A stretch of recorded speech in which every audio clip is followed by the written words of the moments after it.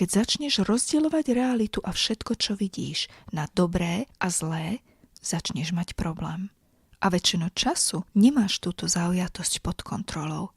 A práve tá má emocionálne silnú príťažlivosť. Pochop, že veci nie sú zlé alebo dobré, jednoducho sú. Keď si osvojíš takéto nastavenie mysle, všetko ti začne ísť podľa tvojich predstav. Dám ti príklad. Jedna moja známa, ktorá už pár rokov podnikala, zarábala pravidelne okolo 1,000 eur mesačne. Neposúvala sa ani dopredu, ani dozadu. V určitom momente sa rozhodla, že chce posunúť firmu na vyššiu úroveň a samozrejme aj navýšiť jej príjem. Bola týmto plánom ako posadnutá a začala na seba vytvárať úžasný nátlak.